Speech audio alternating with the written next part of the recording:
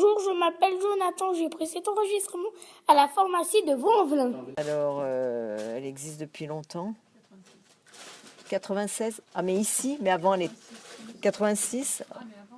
Bon, allez, on va dire 1986. 1986. Ok. Combien de temps ça prend pour réaliser un médicament? Là, je ne peux pas te répondre parce que nous, on ne fabrique pas de médicaments. C'est l'industrie pharmaceutique qui fabrique les médicaments, donc c'est tout robotisé. Mais avant de le fabriquer, il faut créer le médicament.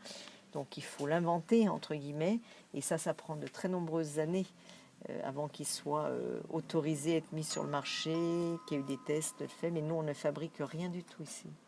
Ok.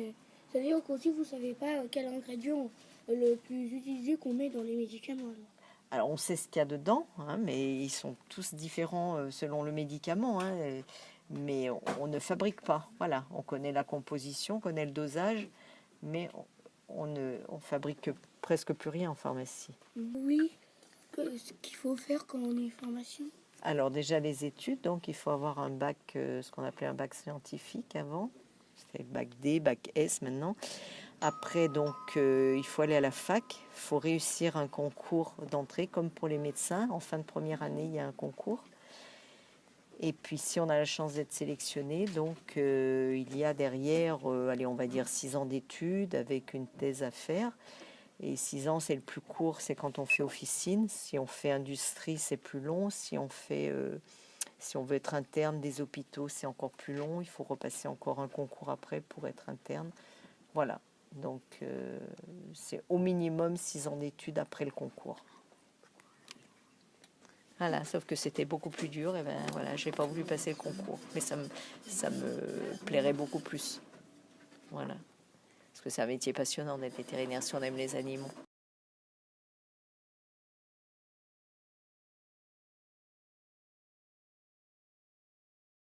Est-ce que votre métier est dur? Ça dépend après, mais là en physique, tout ce qu'on fait, par exemple les rayons, tout ça c'est dur. Faut avoir de la physique un peu, faut avoir de la force. Est-ce que c'est dur de s'occuper de la caisse? Ça, faut gagner une confiance du patron, sinon on va pas te laisser la caisse comme ça, mais c'est pas très dur. Après psychologiquement, tu dois être bien avec les clients et tout, sinon c'est bien.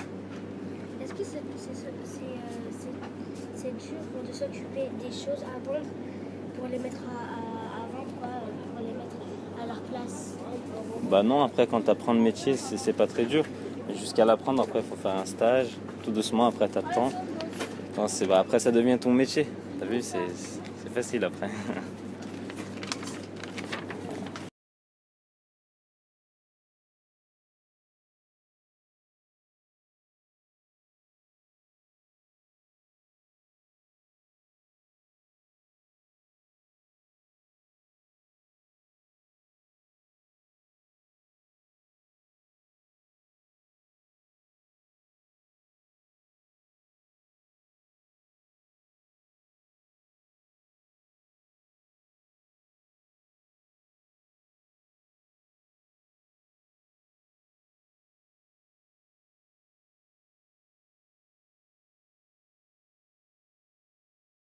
Bonjour, je m'appelle Maïssa.